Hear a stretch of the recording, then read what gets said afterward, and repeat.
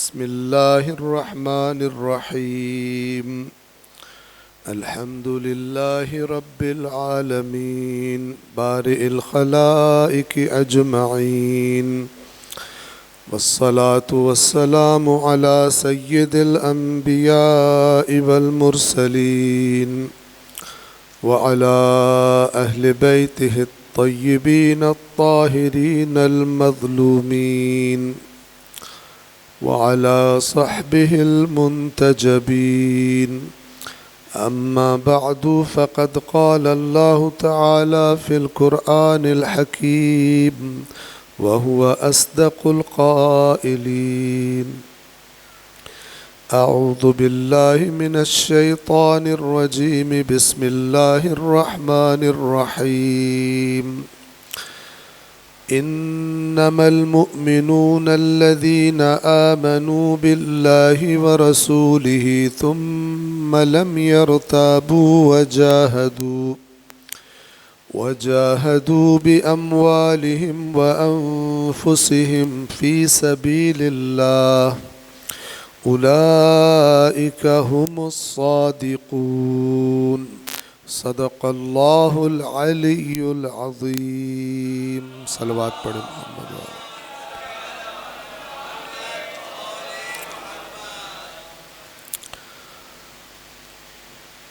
قرآن کریم کی سورہ مبارکہ حجرات کی آیت نمبر 15 آج آپ کی خدمت میں تلاوت کی ہے. اس سے قبل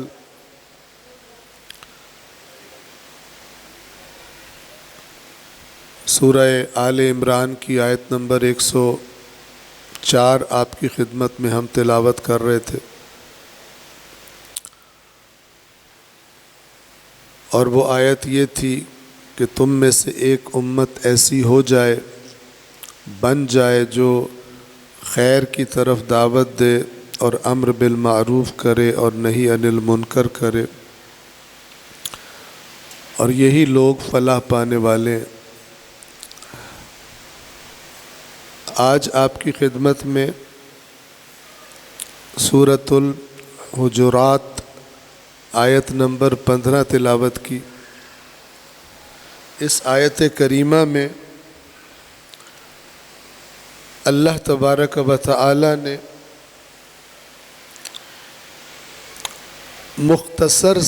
مختصر ترین الفاظ میں بتایا ہے کہ اس کی نظروں میں صاحبان ایمان یعنی مومن کون ہوتے ہیں. بہت اہم ہے، توجہ کیجیے گا. یہ جو لفظ ہے مومن، یہ اب کھیل بن گیا ہے.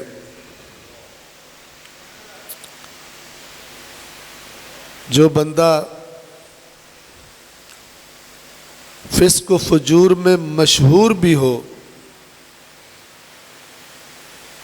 اگر اپنے مسلک کا ہو تو اسے مومن بھائی کہتے ہیں. لفظ مومن کا یہ استعمال شاید جرم ہو، کیونکہ یہ ایک انتہائی پاکیزہ ڈگری اور مقام ایک نااہل سے منسوب کرنے کے مترادف ہے. آیات قرآن ہو یا فرامین اہل بیت ہو، کبھی لفظ مومن، کبھی لفظ شیعہ،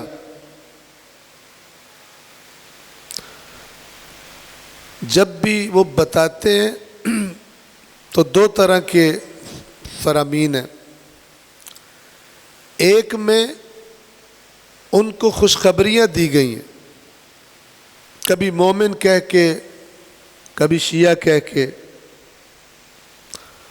اور دوسری قسم ان فرامین کی ہے جس میں یہ الفاظ استعمال کر کے بتایا گیا یہ کن صفات والے ہوتے ہیں. مارکیٹ میں یہ دوسری قسم دستیاب نہیں ہے روایات کی. ڈھونڈنی پڑتی ہے. مارکیٹ میں وہ چیز زیادہ آتی ہے جس کی ڈیمانڈ ہو, اور دکاندار سمجھدار وہی ہوتا ہے جو عوام کی ڈیمانڈ کے مطابق مال دکان پہ رکھے.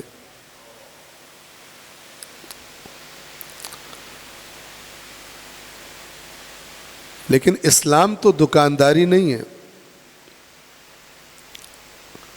اسلام تو وہ دین ہے جس کے لیے دی جانے والی قربانی کی یاد میں آپ نے کالے کپڑے پہنے ہوئے.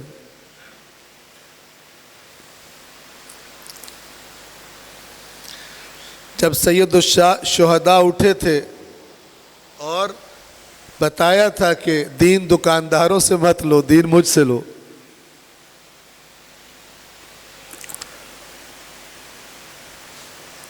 تو انہی آیات میں سے ایک آیت یہ حجرات کی آیت نمبر 15 ہے.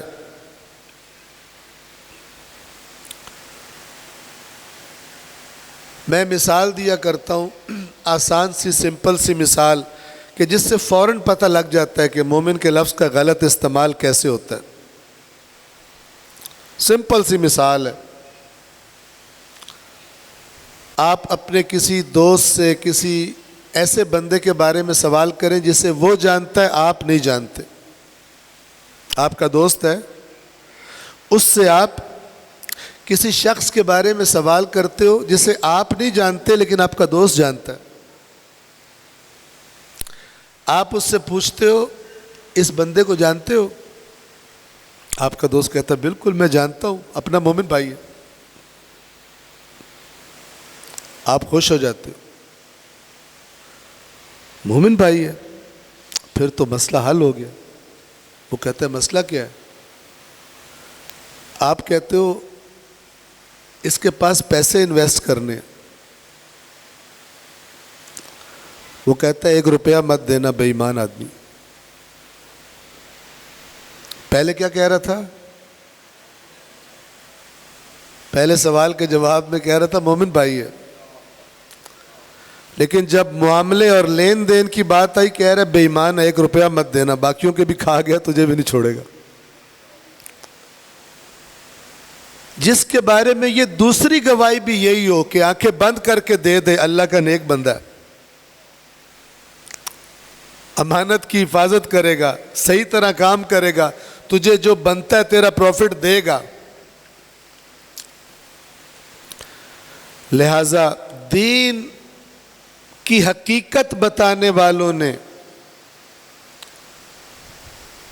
جو جو بتانا ضروری تھا بتا دیا, پردے ہٹا دیے. جہاں سے بندہ دھوکہ کھا سکتا ہے وہ جگہ بھی بتا دی. کیا فرمایا؟ فرمایا اگر کسی کا دین دیکھنا چاہتے ہو تو اس کی نمازیں اور روزے اور لمبے سجدے مت دیکھنا. عجیب, اس کی نمازیں اور روزے اور رکوع اور سجدے مت دیکھنا. کیوں؟ ہو سکتا ہے ان کاموں کی اسے عادت پڑ گئی ہو, نہ کرے تو ٹینشن ہوتی ہو. ایسے افراد کو ہم نے دیکھا,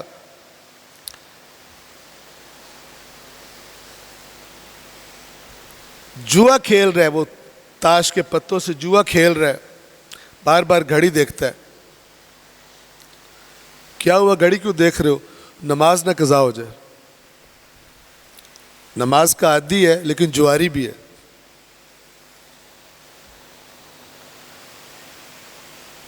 ہو سکتا ہے. امام نے فرمایا یہ مت دیکھو کسی کا دین دیکھنا ہے تو, کہ مذہب کی ظاہری چیزوں کو, نماز کو, روزے کو, رکوع سجود کو کر رہا ہے. اگر دین دیکھنا چاہتے ہو کسی کا تو دیکھو جب بات کرتا ہے تو سچ بولتا ہے یا سچ نہیں بولتا. جب وعدہ کرتا ہے تو وعدے کو پورا کرتا ہے یا وعدہ خلافی کرتا ہے. اور اگر امانت رکھوائی جائے تو امانت داری کرتا ہے یا امانت میں خیانت کرتا ہے. معاملات سے دیکھو دیندار ہونے کو, نمازوں روزوں سے نہ دیکھو.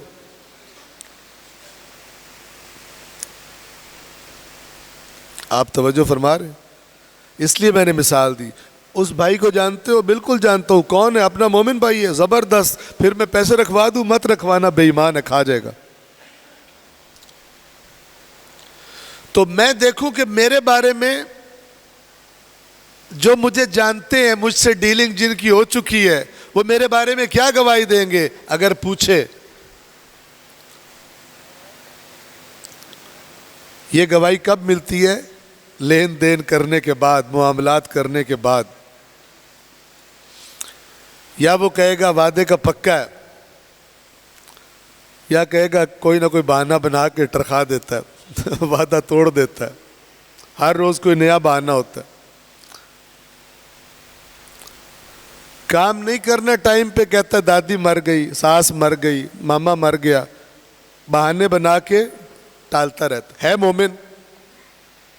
جھوٹ بولنا مسئلہ ہی کوئی نہیں ہے مومن. اسے میں کہتا ہوں ایسا ایمان ہے جو بلٹ پروف ہے. جو مرضی مار دو، گناہ کبیرہ صغیرہ ویسے کا ویسا رہتا ہے. اس ایمان میں فرق نہیں پڑتا. یہ ہمارا ایجاد کردہ ایمان ہے. اسلام کا اس سے کوئی تعلق نہیں ہے. اسلام کا ایمان اگر دیکھنا ہے اور مومن جس کے اندر ایمان ہوتا ہے، اگر اس کا مومن دیکھنا ہے تو یہ آیت سنیے. یہ ایک ایگزامپل ہے. صلوات پڑھے محمد و آل محمد.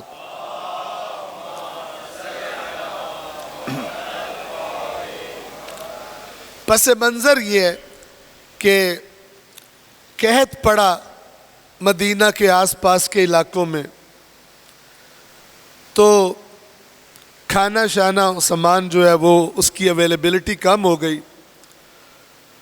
تو بدوؤں کے ایک گروہ نے، بدو آپ سمجھتے ہیں دیہاتی، دیہاتوں میں رہنے والے عرب، اعراب،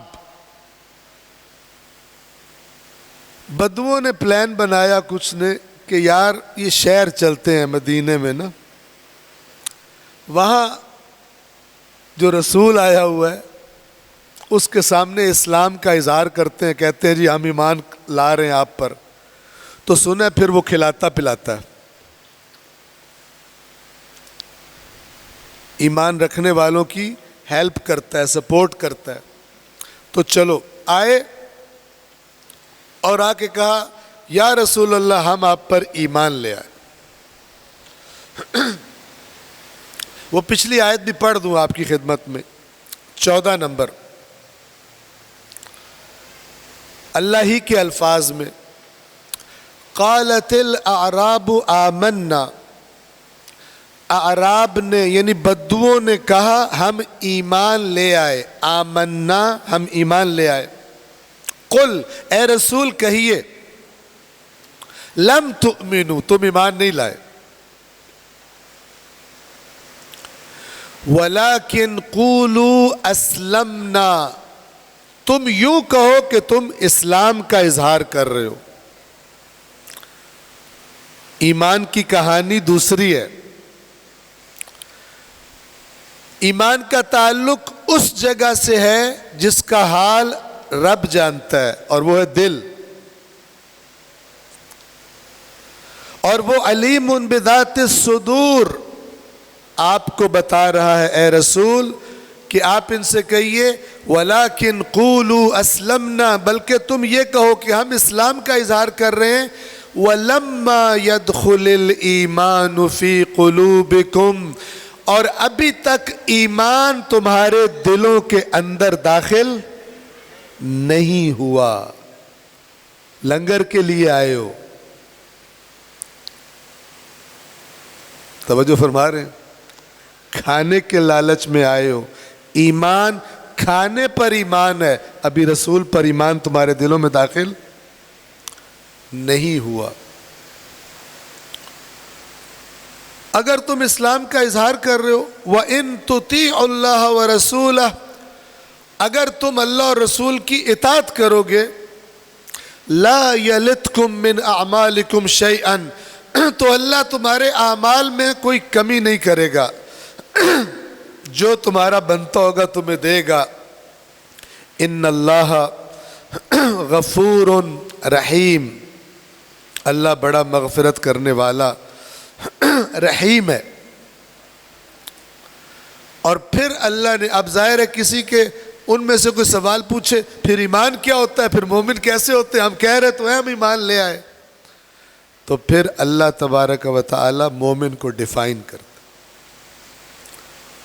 اور میں ذرا ذہنوں کی آسانی کے لیے سادہ لفظوں میں کہوں، اللہ کن کو مومن ہونے کی ڈگری دیتا ہے، سرٹیفکیٹ دیتا ہے، اور اللہ ہی کا سرٹیفکیٹ چلے گا۔ اگر اللہ کے دیے ہوئے معیار سے ہٹ کر کوئی آپ کو مومن کہہ رہا ہے، سمجھ لیں وہ آپ سے کوئی چکر چلا رہا ہے، اس کا کوئی مفاد ہے، ورنہ ڈگری فیک ہے۔ البتہ پاکستان والے کہتے ہیں ڈگری ڈگری ہوتی ہے، چاہے اصلی ہو چاہے نقلی ہو، عقیدہ عقیدہ ہوتا ہے، چاہے صحیح ہو چاہے غلط ہو، لیکن آخرت میں فقط صحیح چیزیں ویلڈ قرار دی جائیں گی، باقی انویلڈ ہوگا۔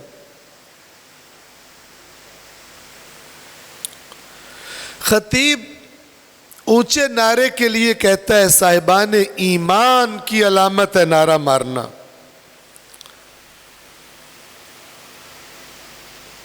اس کا اپنا مفاد ہوتا ہے، کیونکہ جتنا اونچی آواز آئے گی لوگ کہیں گے بڑا خطیب زبردست ہے، اور میرے جیسے خطیب اسی لیے فیل سمجھے جاتے ہیں کیونکہ میری مجلس میں کبھی نعرہ لگے بھی تو مجھے بھی تعجب ہوتا ہے، ابھی اسے مارا کس بات پہ، سمجھ رہے ہیں؟ انسانوں کی نفسیات ہے، انسانوں کی نفسیات ہے، جب ان کی گردن پر کوئی بوجھ ڈالے بغیر ان کو خوشخبری سناؤ ان کو زیادہ مزہ آتا ہے، لیکن اگر ان کی گردن پہ بوجھ ڈالو پھر وہ مزہ نہیں آتا۔ بچپن میں نے ایک اپنے گاؤں میں ایک ذاکر سنا تھا، تو وہ سامنے اکثر میں یہ بیان کرتا ہوں، وہ جملہ میرے دماغ میں اس وقت تو اتنا دین کی وہ تھی بھی نہیں، لیکن وہ جملہ میرے ذہن میں فکس ہو گیا۔ تو وہ دیہاتیوں کو، بدوؤں کو، وہ عرب بدو یہ پنجابی بدو، تو بدوؤں کو سامنے، بدو ہر جگہ ہوتے ہیں، بلوچی بدو بھی ہوتے ہیں، سندھی بدو بھی ہوتے ہیں، ان پڑھ لوگ، ان کو سامنے بٹھا کے کہہ رہے ہیں کہ اگر پنج تن پاک کو مان کر بھی ہم نے عمل ہی کرنے ہیں تو پھر ان کو ماننے کا کیا فائدہ؟ یعنی اس کے بقول کہ یا تو عمل کرو، نمازیں پڑھو، روزے رکھو، دھکے کھاؤ، یا پانچ تن پاک کو مان لو، پھر عمل کی ضرورت کوئی نہیں۔ کیا نعرہ لگا! چونکہ جو بے نمازی بیٹھے تو ان کا نعرہ زیادہ اونچا تھا کہ چھٹی مل گئی، جب ان کو مان لیا تو پھر عمل کی کیا ضرورت ہے؟ جبکہ اگر ان سے پوچھو تو حدیث کے لفظ آپ کو بتا رہا ہوں، جس کو چاہیے میرے پاس موجود ہے، اصول کافی کی، امام محمد باقر علیہ الصلاۃ والسلام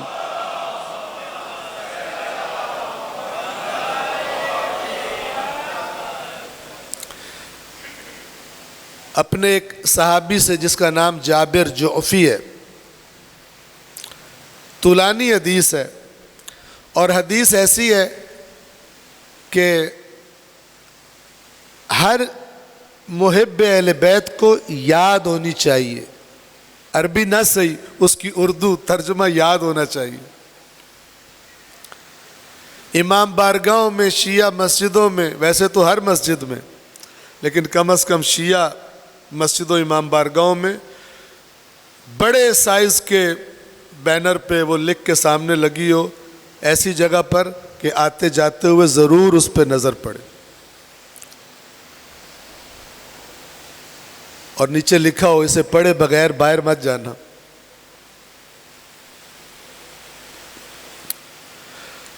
تو اس حدیث میں امام فرماتے، بہت غور سے سنیے گا، امام اس سے فرماتے ہیں کہ احسب الرجل، جابر کیا کسی بندے کے لیے کافی ہے ان یقول احب علیا واتولاہ، مجھے علی سے حب ہے اور میں علی سے تولا رکھتا ہوں، ثم لا يكون مع ذلك فعالا، اور پھر یہ کہنے کے بعد عمل میں ایکٹیو نہ ہو، اللہ کی اطاعت میں فعال نہ ہو۔ فعال کا لفظ آپ نے سنا ہوا ہے نا، ٹھیک ہے، یہ جناب یہ ہمارے آفس کے بڑے فعال ورکر ہیں، یہ ہماری تنظیم کے بڑے فعال رکن ہیں، یعنی ڈھیلا ڈھالا نہیں ہے، ایکٹیو ہے۔ کیا جابر، کیا کسی شخص کے لیے یہ کافی ہے کہ وہ کہے مجھے احب علیًا، علی سے محبت ہے، حب ہے، واتولاہ، اور میں علی سے علیہ السلام سے تولا رکھتا ہوں، پھر اس کے بعد فعال نہ ہو، ایکٹیو نہ ہو؟ ایکٹیو بندے کا پتہ چلتا ہے دوسروں میں۔ آگے سنیے، وَلَوْ قَالَ، اور جابر اگر وہ یہ کہے احب رسول اللہ، اگر کوئی یہ کہے مجھے رسول اللہ سے حب ہے، فَرَسُولُ اللَّهِ خَيْرٌ مِّنْ عَلِيٍّ، جابر تو رسول اللہ تو علی سے بھی بڑے ہیں، علی سے بھی بڑی ہستی کی محبت کا دعویٰ کرے، ثم لا يتبع سیرته ولا يعمل بسنته، لیکن نہ رسول کی سیرت کی اتباع ہو، نہ رسول کی سنت طریقے پر عمل کی پرواہ ہو۔ غور سے سنیے گا، روایت کے لفظ ہے، جا کے دیکھیے گا کیا فرماتے ہیں، ما نفعہ حبہ ایاہ شیئا، یہ اس کا حب اسے کچھ نفع نہیں دے گا۔ تو پس جو خطیب یہ بتائے کہ اے سننے والوں مومنوں، اہل بیت کی محبت دلوں میں رکھنا، قیامت میں 70 مقام پہ حب اہل بیت کام آئے گی، ساتھ یہ بھی بتائے اگر ان کے پیچھے نہ چلے، ان کی باتیں نہ مانی تو یہ حب کچھ فائدہ نہیں دے گی، یہ نہیں بتاتے، آدھی پکچر دکھاتے ہیں، کیونکہ آدھی پکچر نعرے والی ہے، دوسری پکچر سے نعرہ ٹھنڈا ہو جاتا ہے۔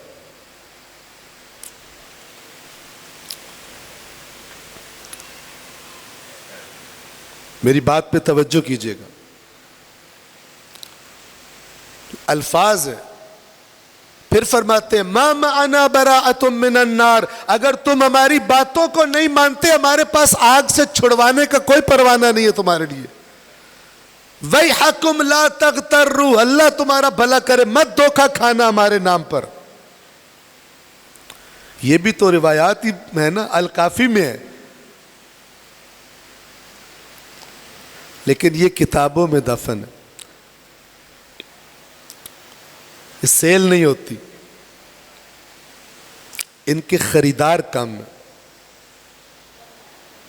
ٹھیک ہے نا؟ جس دکان پہ یہ مال پڑا لوگ کہتے ہیں اس دکان پہ مت جانا،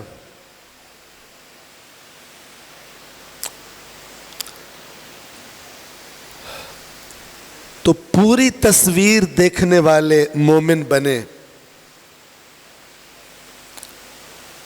جنت قیمتی چیز ہے، تھوڑی سنجیدگی میں اضافہ کریں،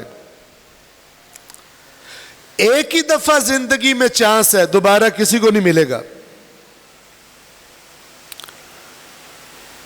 سپلیمنٹری ایگزام نہیں ہوگا کہ اگر کچھ سبجیکٹس میں فیل ہو گئے ہو تو دوبارہ دے لو۔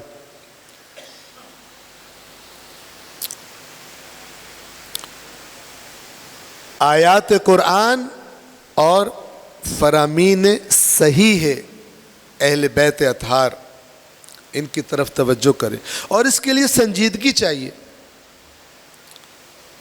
اس کے لیے اطاعت کا جذبہ چاہیے، نہ کہ شارٹ کٹ مارنے کا جذبہ،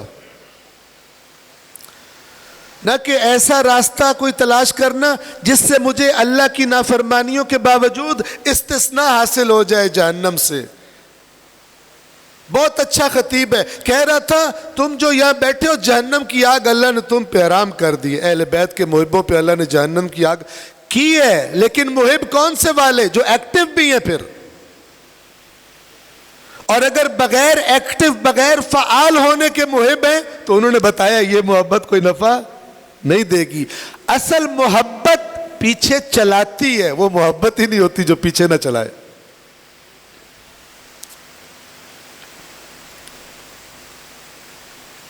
خوب. تو پھر اللہ نے سورہ حجرات کی آیت نمبر 15 میں فرمایا انما المؤمنون الذین آمنوا باللہ ورسولہ ثم لم يرتابوا وجاهدوا باموالهم وانفسهم في سبيل الله اولئک هم الصادقون. مومن تو صرف وہ لوگ ہیں، انما فقط بس صرف مومن تو بس وہ لوگ ہیں. تم تو لنگر کرنے آئے تھے، پریٹینڈ کر رہے تھے ایمان لے آئے ہو. مومن تو صرف وہ لوگ ہیں جو اللہ اور اس کے رسول پر ایمان لائے، پھر اس ایمان میں شک اور تردد کا شکار نہیں ہوئے. کیسے پتہ چلا؟ اور انہوں نے اپنی جانوں اور اپنے مالوں سے اللہ کی راہ میں جہاد کیا.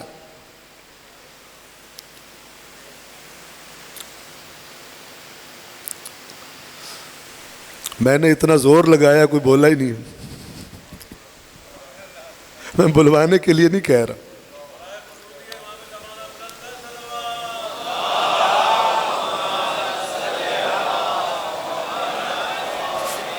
میں بلوانے کے لیے نہیں کہہ رہا، میں غور کرنے کے لیے کہہ رہا ہوں. آپ فیل کریں نا کہ کیوں نہیں بولتے.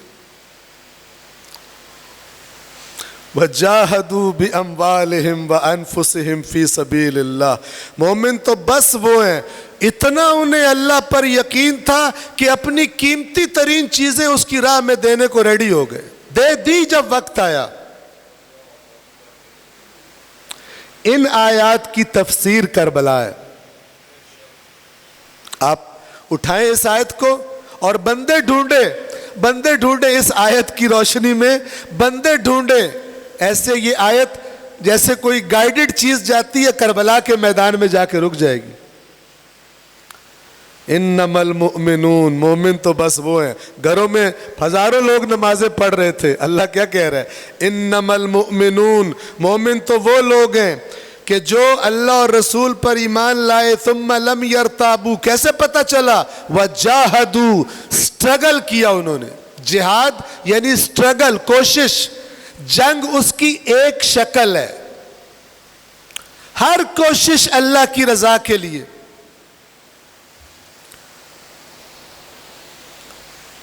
ہماری مائیں بہنیں سن رہی ہیں، بچے کو اپنے ایسا بناؤں جیسا اللہ چاہتا ہے. جہاد ہے، جہاد ہے. شوہر کی آمدن بہت زیادہ نہیں ہے، نہ زیادہ مطالبے کروں کہیں سلپ نہ ہو جائے، حرام کی طرف نہ چلا جائے. جہاد ہے.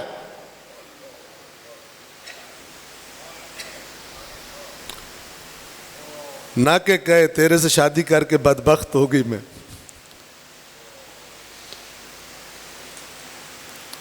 آپ توجہ فرما رہے؟ اور ویسے کہہ رہی ہو بی بی سیدہ پہ میں قربان. بی بی سیدہ وقت شہادت مولا سے کہہ رہی ہیں میں نے جب سے آپ کے گھر میں آئی ہوں میں نے کوشش کی ہے کبھی ایسا مطالبہ نہ کروں جسے آپ پورا نہ کر سکیں. پھر بھی کوئی غلطی ہو گئی ہو تو آج زہرا کو معاف کر دیں. یہ کون ہے؟ سیدۃ النساء العالمین فاطمہ بضعۃ منی، رسول اللہ کا ٹکڑا.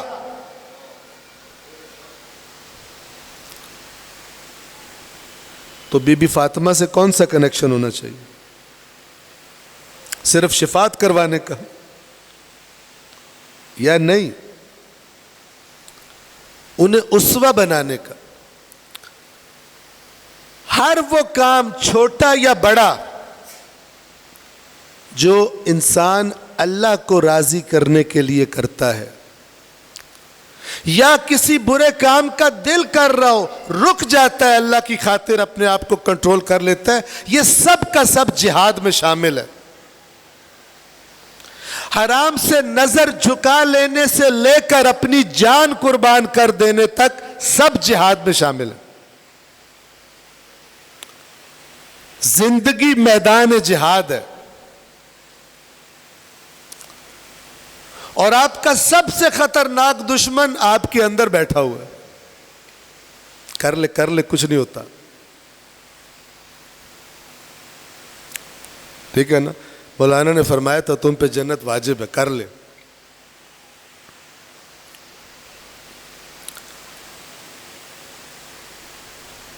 تو مومن، قرآن میں اگر آپ مومن کو دیکھیں تو از ایکول ٹو مجاہد.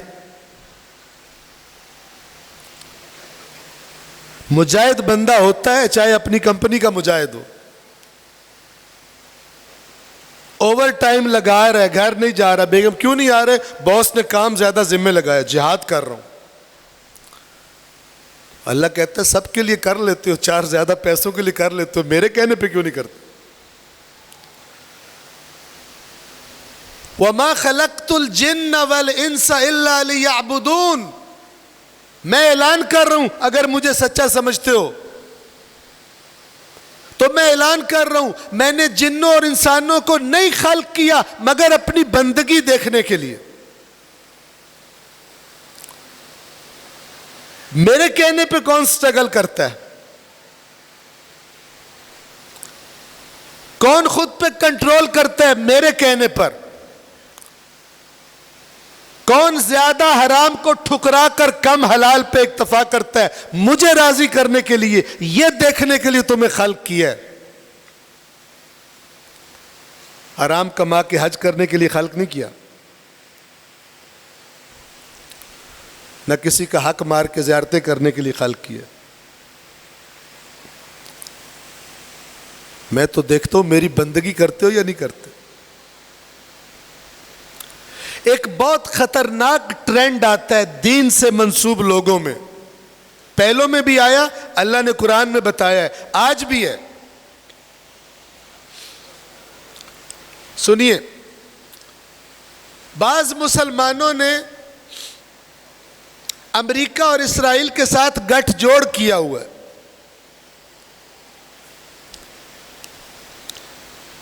گٹھ جوڑ کیا ہوا ہے، ایلائز ہیں، اتحادی ہیں. اب وہ امریکہ اور اسرائیل مل کے ان کے مسلمان بھائیوں کو مارتے ہیں. یہ چپ،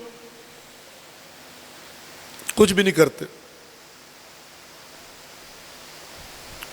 الٹا تجارتی ڈیلیں کر رہے ہیں، فلان کر رہے ہیں، وہ بم مار رہے ہیں، یہ مزے لے رہے ہیں. جب امریکہ اسرائیل ان کو مار مار کے تھک گیا، یہ ان کے لیے دوائیاں بیچتے ہیں، زخموں پہ لگا لو، بہت زیادہ زخمی ہو گئے ہمارے مسلمان بھائی ہو، تمہاری حالت پہ ہمیں تکلیف ہو رہی ہے، بھوکے مر رہے ہو، یہ روٹیوں کا تمہیں بھیج رہے ہیں ہمیں، ٹھیک ہے نا، کر لینا، ٹینٹ بھیج رہے ہیں، ان میں رہ لینا. اس مدد کرنے کا اللہ تعالیٰ کوئی ثواب دے گا؟ آپ کو اللہ کی کتاب سے بتاتا ہوں. اس کی دوسری شکل کیا ہے؟ یہ تو میں نے ذرا بڑے لیول کی بات کر دی، حکومتوں کے لیول پر. چھوٹے لیول پہ آ جائیں کہ جب کمائی کا ٹائم ہے، حرام ہو یا حلال ہو، نو پرابلم، جیب میں آنا چاہیے. جب سارا کما لیا، اب کیا کریں؟ اب بیچ میں سے تھوڑے سے پیسے اللہ کی راہ میں دے تاکہ اللہ تعالیٰ چپ کر جائے. ٹھیک ہے نا؟ ایسے سمجھتے ہیں جیسے کسی افسر کو کھلانا ہے پیسے، اللہ تعالیٰ بھی لے لیتا. کسی جج کو بندہ کھلا دیتا ہے نا تو کیس ختم ہو جاتا ہے. تو اللہ تعالیٰ کی راہ میں تھوڑے پیسے لگا دو، اللہ تعالیٰ بولنے کے قابل نہیں رہ جائیں گے نا، نہیں پکڑیں گے. اسی سسٹم کو اپلائی کیا ہوا. خوب سنیے، سورۃ البقرہ میں پہلا جز قرآن مجید کا اللہ تعالیٰ بنی اسرائیل کو، یہود کو ان کی کرپشنز گنواتا ہے. ان میں سے ایک کرپشن یہ گنواتا ہے اللہ ان کو، وَإِذْ أَخَذْنَا مِيثَاقَكُمْ، اور یاد کرو جب ہم نے تم سے میثاق لیا تھا، پکا تم سے عہد لیا تھا. میثاق یعنی پکا عہد. یاد کرو جب ہم نے تم سے میثاق لیا تھا, لا تسفکون دماءکم, ایک دوسرے کا خون نہیں بہاؤ گے, ولا تخرجون انفسکم من دیارکم, اور اپنے جیسے یہودیوں کو گھروں سے نہیں نکالو گے, شہر بدریاں نہیں کرو گے ان کی. ثم اقررتم, پھر تم نے اقرار کیا تھا, وانتم تشہدون, اور تمہیں اچھی طرح پتہ ہے, تم گواہ ہو.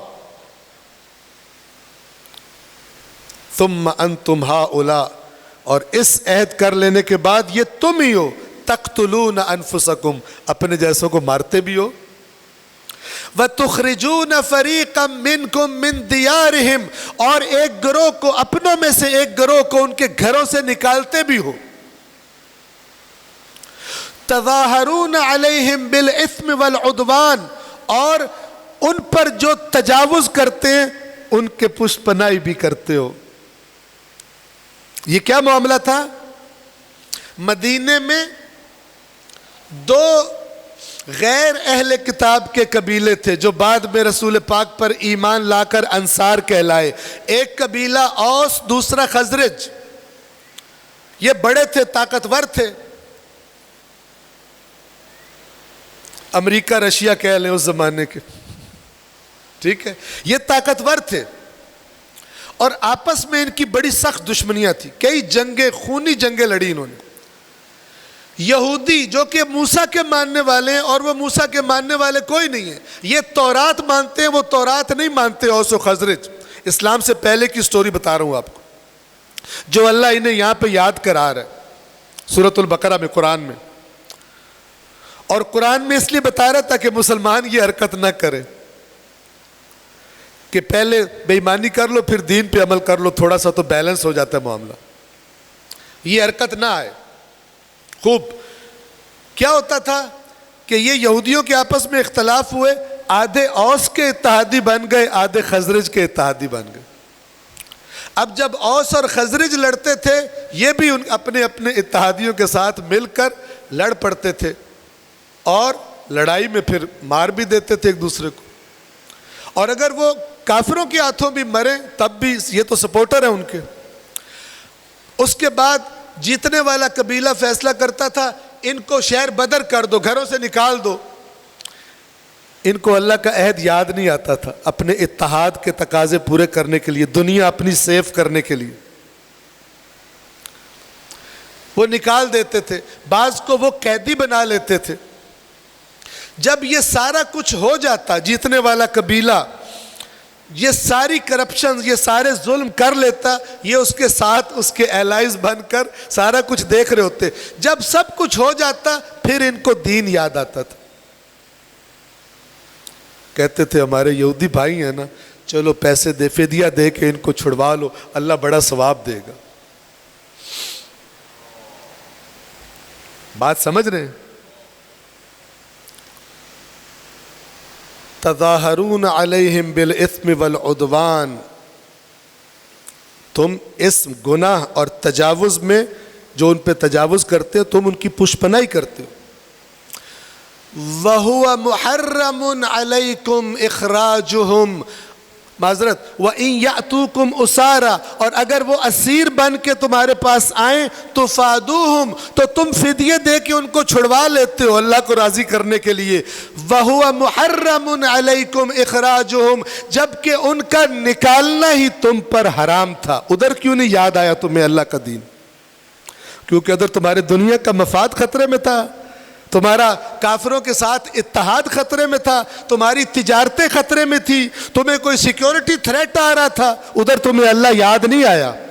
جب سارے ظلم کروا لیے اب فدیہ دے کے چھڑوا رہے ہو ان بیچاروں کو کہ اللہ کو خوش کرو گے, تمہارے پر تو انہیں نکالنا ہی حرام تھا.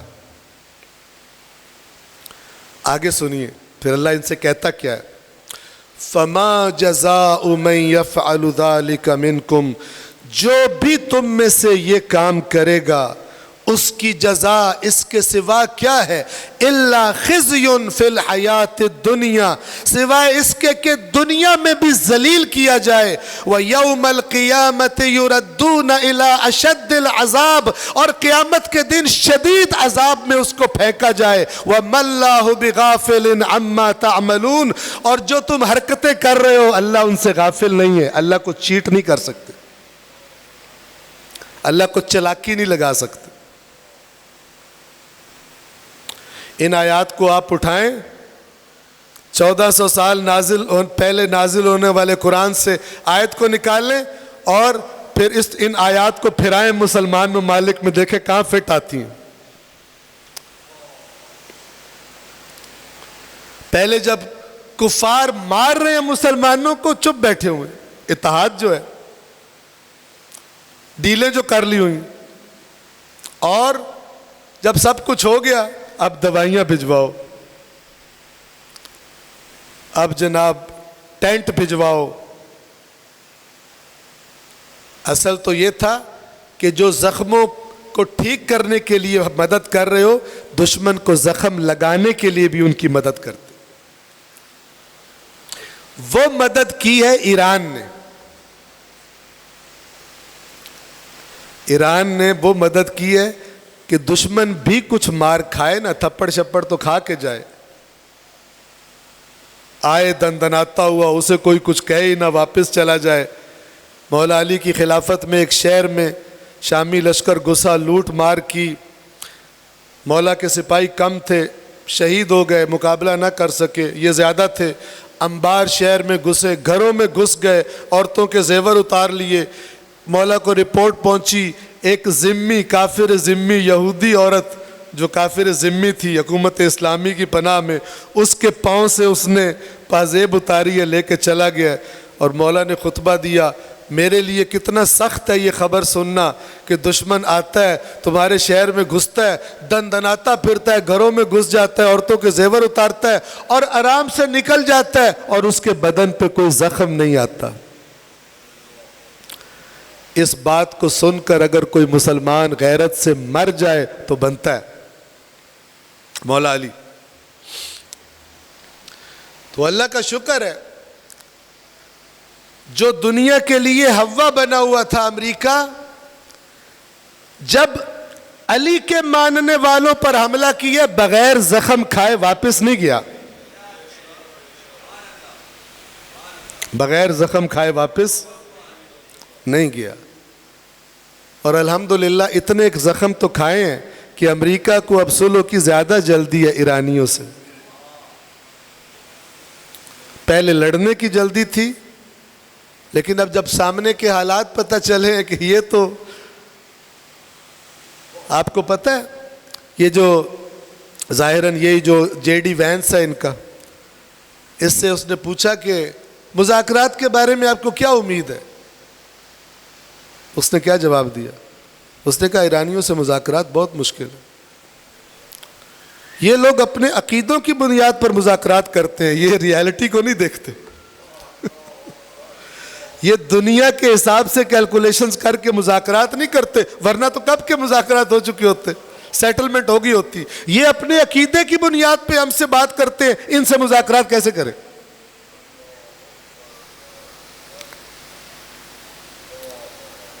کون سا ملک ہے دنیا میں جو عقیدے کی بنا پہ مذاکرات کرتا ہے؟ علی والوں کا ملک،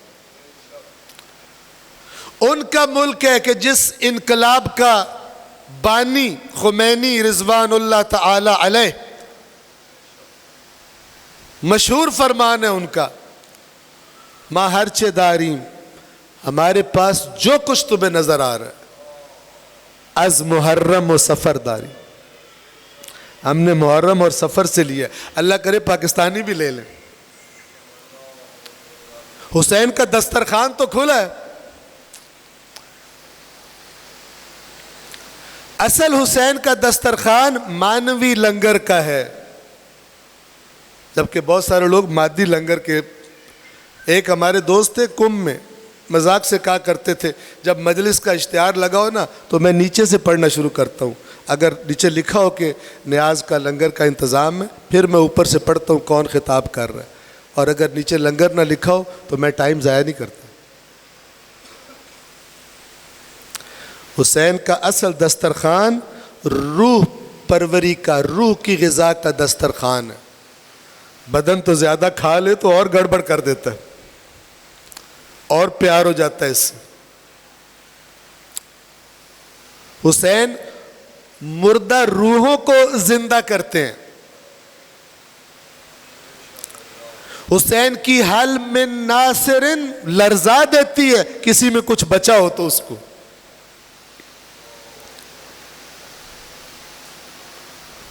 مومن تو بس وہ لوگ ہیں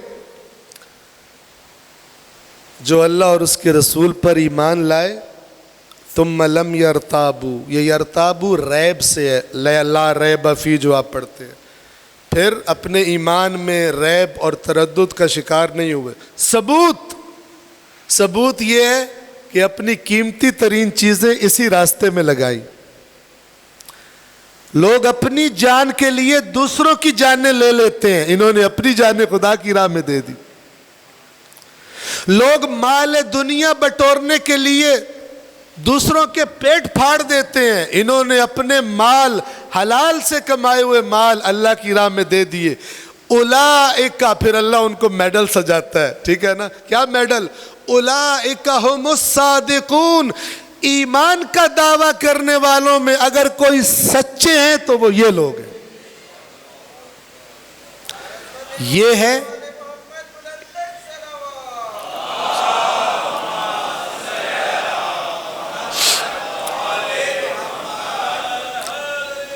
یا علی، یہ ہے اللہ تعالی کا سرٹیفکیٹ ایمان کا۔ یہ اس کو نہیں مل سکتا، یہ اس کو مل سکتا ہے جو اللہ کی حدود میں رہ کر کمائے پھر اللہ کی راہ میں خرچ کرے اس میں سے۔ اس کو نہیں مل سکتا جو اللہ کی حدود کراس کر کے مال بنائے۔ توجہ فرما رہے ہیں؟ چھوٹا سا جملہ ہے، تقریباً 2.5 صفحے کی سورت ہے، سورت الحجرات۔ یہ وہی سورت ہے جس میں اللہ نے کہا مردہ بھائی کا گوشت کھانا ہوتا ہے غیبت کرنا۔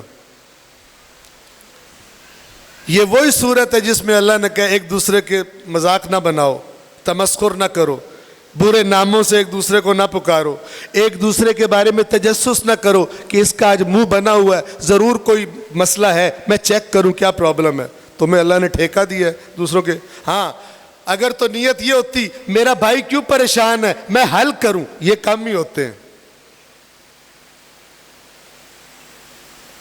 یا تو اس لیے تجسس ہونا کہ آج کیوں پریشان ہے، میرا بھائی ہے، مومن ہے، ٹھیک ہے نا، میں پتہ کروں تاکہ حل کرنے کی کوشش کروں۔ تو پھر وہ پتہ وہ خود اس سے جا کے کر لیتا ہے، دوسروں سے جاسوسیاں نہیں کرتا کہ بتاؤ یار کل تک بڑا اکڑ کے چلتا تھا، آج شکل بنی ہوئی ہے، مزہ آ رہا ہے مجھے، اس کو ہوا کیا ہے؟ یہ سارے رویے سورۃ الحجرات میں اللہ نے ڈسکس کیے، اور یہ اخلاقیات کی چند آیات کے بعد پھر یہ والی آیات ہے۔ اعراب نے کہا ہم ایمان لے آئے، اے رسول کہہ دیجئے تم ایمان نہیں لائے بلکہ تم اظہار کر رہے ہو اسلام کا ظاہری طور پر، ایمان ابھی تک تمہارے دلوں میں داخل نہیں ہوا۔ اگر تم اللہ اور اس کے رسول کی اطاعت کرو گے اللہ تمہارے اعمال میں سے کوئی کمی نہیں کرے گا، اللہ بڑی مغفرت کرنے والا رحمتوں والا ہے۔ مومن تو صرف وہ لوگ ہیں، تم نہیں ہو، ان کو اللہ کہہ رہا ہے مومن تو صرف وہ لوگ ہیں جو اللہ اور اس کے رسول پر ایمان لائے، پھر شک کا شکار نہیں ہوئے اور اپنی جانوں اور اپنے مالوں سے اللہ کی راہ میں جہاد کیا۔ اولئک ھم الصادقون، یہی ہے سچے۔ انما ایک تاکید، ھم الصادقون دوسری تاکید، مومن تو صرف یہی سچے، اپنے دعوی ایمان میں یہی سچے ہیں۔ آج کے لیے اپنی عرائض کو میں یہاں پر تمام کروں، ایک صلوات پڑھیں محمد و آل محمد۔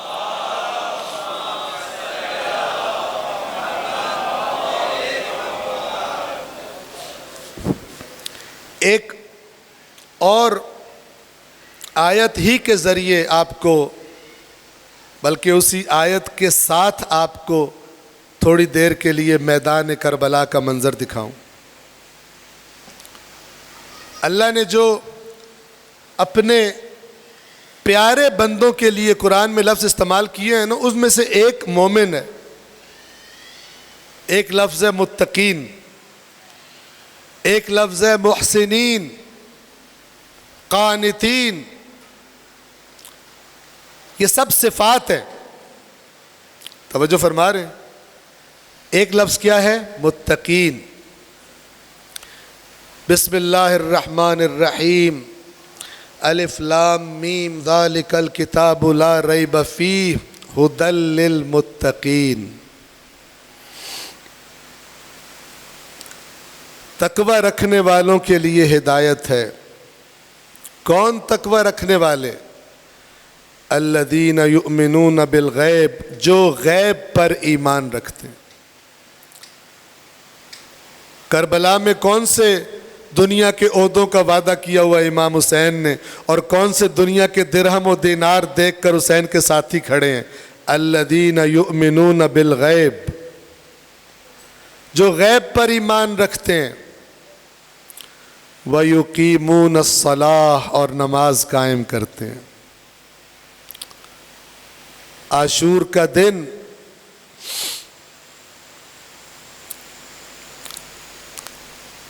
دشمن کا گھیرا ہے، انتہائی شدت والی صورتحال ہے کہ اچانک حسین کے ایک صحابی مولا کے پاس آ کر کہتے ہیں، مولا حسینیوں کے شوق دیکھیے، کربلا کا ایک ایک واقعہ ہدایت کا سبب ہے۔ جہاں لوگوں کو ہوش و حواس اپنے بھولے ہوتے ہیں، وہاں حسین کا ساتھی آ رہا ہے مولا کے پاس، مولا ظہر کی نماز کا وقت ہو گیا اور ہماری خواہش ہے کہ زندگی کی آخری نماز آپ کی اقتداء میں پڑھیں۔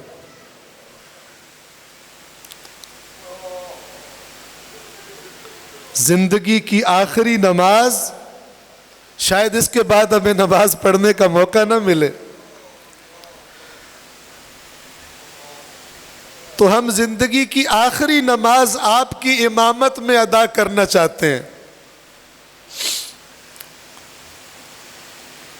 آیا ایسا ممکن ہے کہ امام وقت کو کوئی دوسرا نماز یاد کرائے؟ انہوں نے اپنے شوق میں چند لمحے پہلے کہہ دیا تھا، حقیقت میں ابھی تک وقت ظہر داخل نہیں ہوا تھا۔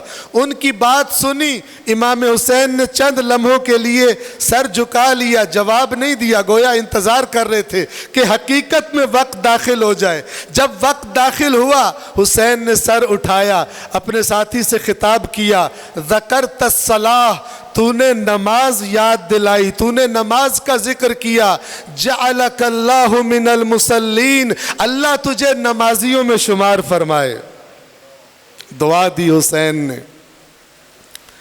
پھر اپنے اصحاب سے فرمایا، ان اشقیاء سے کہو ہمیں نماز پڑھنے کی مہلت دے دو۔ آپ توجہ فرما رہے ہیں، نماز جماعت قائم کی۔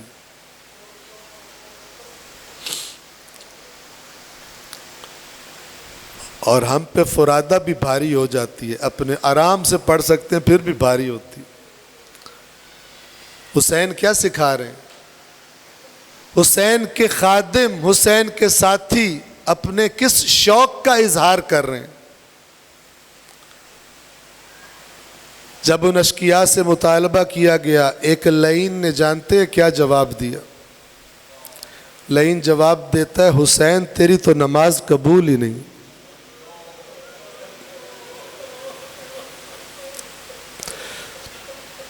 یہ جملہ سنا حبیب ابن مظاہر جوش میں آ گئے، بوڑھی عمر کے ہیں، تلوار اٹھا کر حملہ کر دیا اشقیاء پر، تم حسین کے بارے میں یہ بات کرتے ہو۔ بہرحال کس طرح نماز قائم کی گئی؟ ظہر عاشور میں قرآن مجید میں نماز خوف کا حکم آیا رسول اللہ سے خطاب کر کے۔ اس کا طریقہ کیا ہوتا ہے کہ جب دشمن کے حملے کا خطرہ ہو، جب میدان جنگ ہو، وہاں بھی نماز جماعت قائم ہوگی۔ اللہ کا آرڈر ہے۔ کیسے قائم ہوگی؟ کہ امام رسول اللہ آگے کھڑے ہوں گے، یعنی امام نماز پڑھانے والا آگے کھڑا ہوگا، آدھا لشکر اس کے ساتھ جماعت میں شریک ہوگا، باقی آدھے ہتھیار اٹھا کر حفاظت کریں گے۔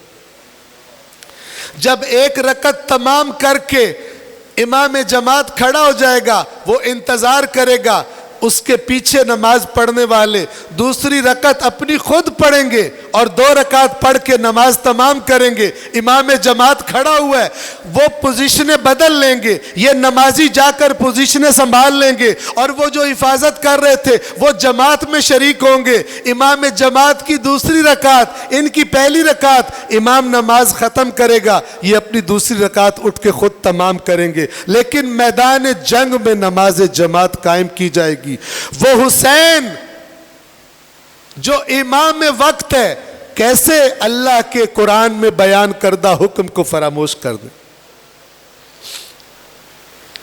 لیکن حسین کے ساتھیوں نے مثال قائم کر دی۔ جب اشقیاء نے اجازت دینے سے انکار کیا، سعید آگے بڑھے، دیگر اصحاب آگے بڑھے، فرماتے ہیں مولا آپ نماز، آپ تکبیرۃ الاحرام کہیے، جو تیر آئیں گے ہم اپنے سینوں پر تیر کھائیں گے۔ ادھر نماز پڑھی جاتی رہی، ادھر سینوں میں تیر لگتے رہے۔ زہرا کے لال نے آخری سجدہ کر کے جب فرمایا السلام علیکم ورحمۃ اللہ وبرکاتہ، سامنے سعید کھڑے تھے، بدن میں کتنے ہی تیر لگ چکے تھے، حسین کے گویا سلام کا انتظار تھا۔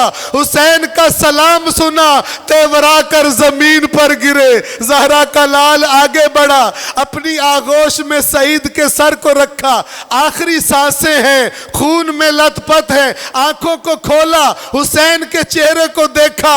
اے میرے مولا حسین، اے نواسہ رسول، ارضیتا، کیا آپ غلام سے راضی ہو گئے؟ حل وفیتو، کیا میں نے اپنے عہد کی وفا کر دی؟ حسین نے دعا دی۔ کتنے صحابی تھے جو میدان کربلا میں قیام نماز کے لیے اپنی جانوں سے گزر گئے تاکہ حکم پروردگار قائم کیا جائے اور تا قیامت کربلا کی نماز قائم کرنے کی علامت بن جائے۔